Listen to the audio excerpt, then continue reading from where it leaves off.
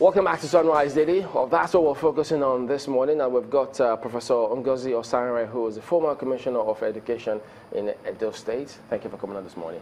Thank you for having me. Well, we'll look through this, but there's this report that made the rounds yesterday. Jamb says, contrary to insinuations, it's not Jamb, it's a collection of stakeholders that reduced that cutoff mark to 120. And many then thought, why will stakeholders go ahead and reduce this? Isn't that causing us more problems in the education sector in terms of standards? That is to tell you how low we have gotten. We are on a downward trend on the slope, and we've hit the ground. It's mind-boggling that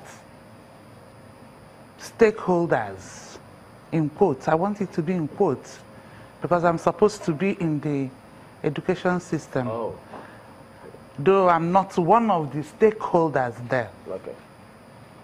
It's mind-boggling that anybody that knows what education is all about will, with clear mind, clear conscience, presence of mind, decide that 30% should be a pass mark. When we are talking of the almost near collapse of the education system, and you're talking of 30% to enter university, 25% to enter university. Okay, if I score 30% and I gain admission, and you now have to use a different yardstick to start assessing me, because 30% is a failing grade in any institution, even at the primary level. But we also heard them say that it's not going to affect the quality of education, even though we're trying to understand it. Excuse me, it is commonsensical.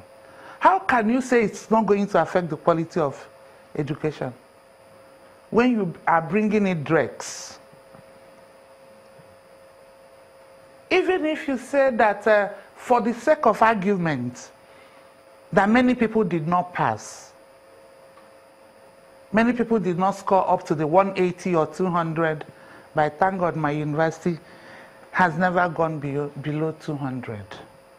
What about with this new cutoff mark? Won't they be forced to go below 200? Nobody will force you, even when it was 180. You see, we cannot continue to play the ostrich.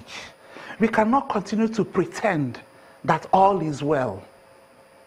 If students or candidates did not do well in an exam, the fit and proper thing for us to do is to sit back, do a proper analysis. Why did they not do well?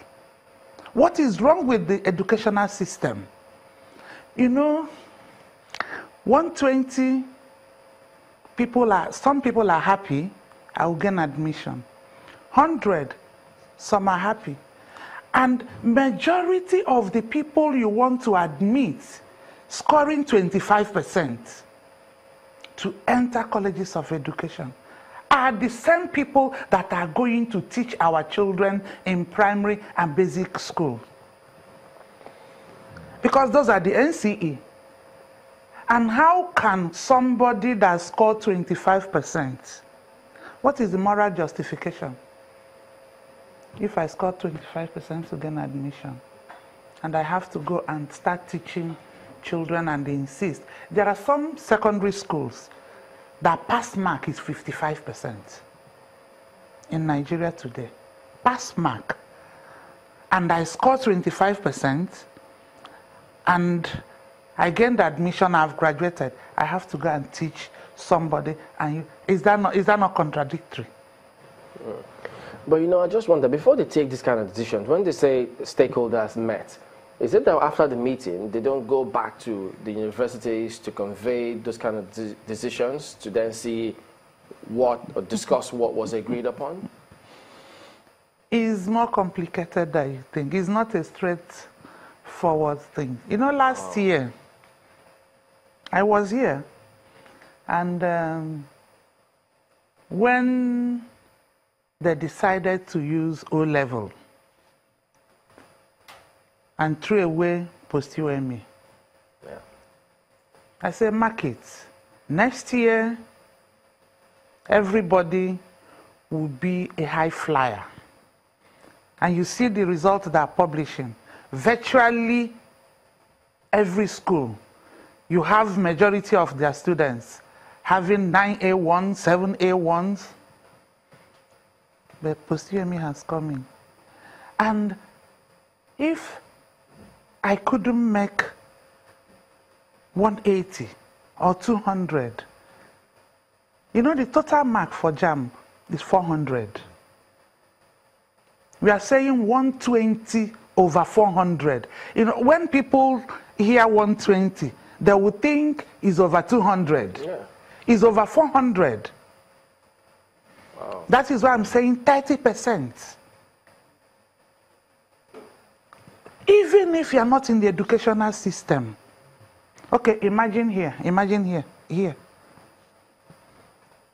Somebody, you have employed somebody, and is supposed to man a camera. And there are certain standards that must be maintained. Because you want every cameraman, everybody carrying a camera, to be given opportunity.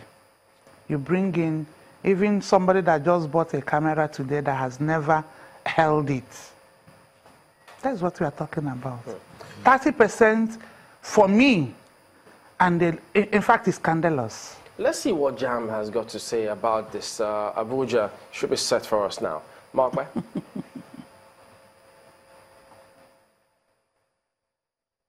Well, thank you, Chamberlain. I have with me in the studios Dr. Fabian Benjamin, who is the head public relations of the Joint Admission Matriculation Board, Jamb. You're welcome to Sunrise Daily. Thank you, and good morning, Nigerians.